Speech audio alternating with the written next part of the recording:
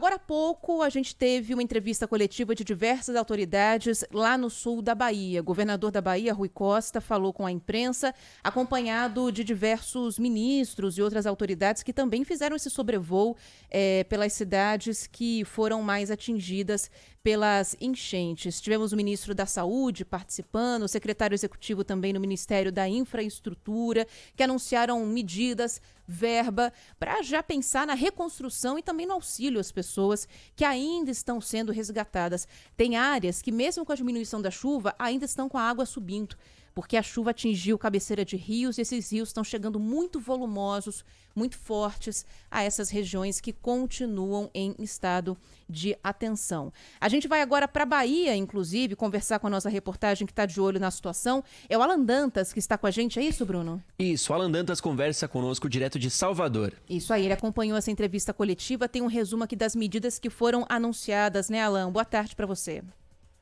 Oi, Ana Paula, muito boa tarde para você, boa tarde, Bruno. Pois é, mais de 100 mil vacinas contra a gripe e doenças como a hepatite A vão ser enviadas para o interior da Bahia. O anúncio foi feito pelo ministro da Saúde, Marcelo Queiroga, que esteve em Ilhéus hoje pela manhã, acompanhado dos ministros do Desenvolvimento Regional, Rogério Marinho, da Cidadania, João Roma, e de outros membros do governo federal. O secretário executivo do Ministério da Infraestrutura, Marcelo Sampaio, disse que a pasta está focada em resolver os problemas nas rodovias, que pode dificultar o envio de ajuda aos mais de 470 mil afetados. Vamos ouvir o trecho.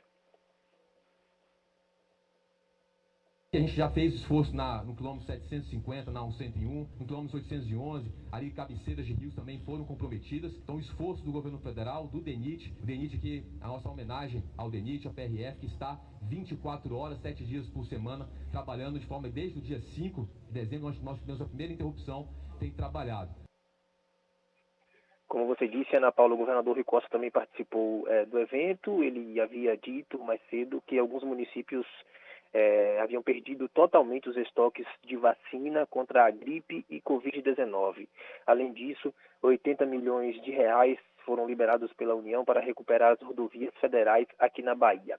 Rui Costa também anunciou um auxílio emergencial para dar assistência às vítimas das chuvas aqui no estado.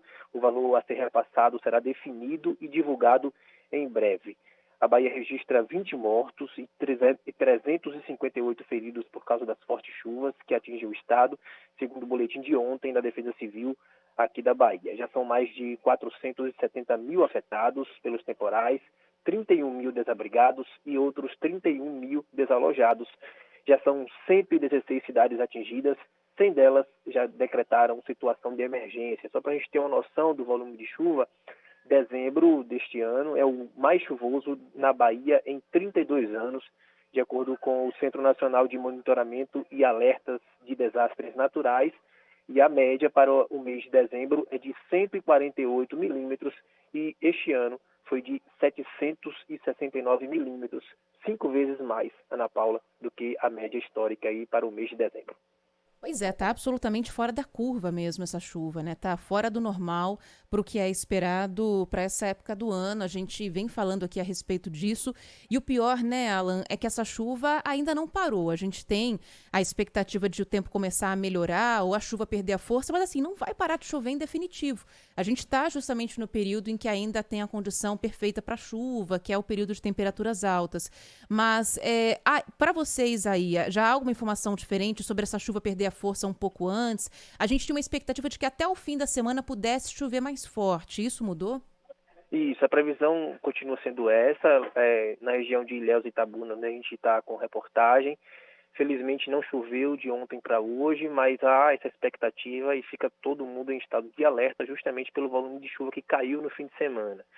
O que acontece agora é que com os rios muito cheios, as cidades, os povoados mais ribeirinhos, eles estão sim em alerta justamente por causa desse volume de chuva que acabou, na verdade, enchendo esses rios, e aí fica todo mundo ainda em alerta, mas a expectativa é que até o final da semana as chuvas continuem aqui no estado, com a expectativa de ser menor do que o registrado no fim de semana, mas ainda todo mundo em estado de alerta aqui no estado, Ana Paula. Agora, Alan, não sei se você já tem essa informação, mas os bombeiros falaram em muitas barragens que ainda estão em nível crítico justamente por isso, né?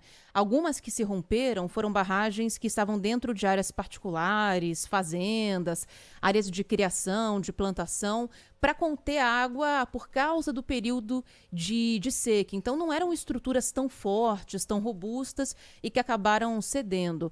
Essas outras estruturas que os bombeiros falam são desse mesmo tipo, também não são estruturas tão robustas, ou a gente está falando de represas de áreas que são maiores e se houver Privadas ou então pelo estado, essas não, pelo menos por enquanto, não oferecem riscos.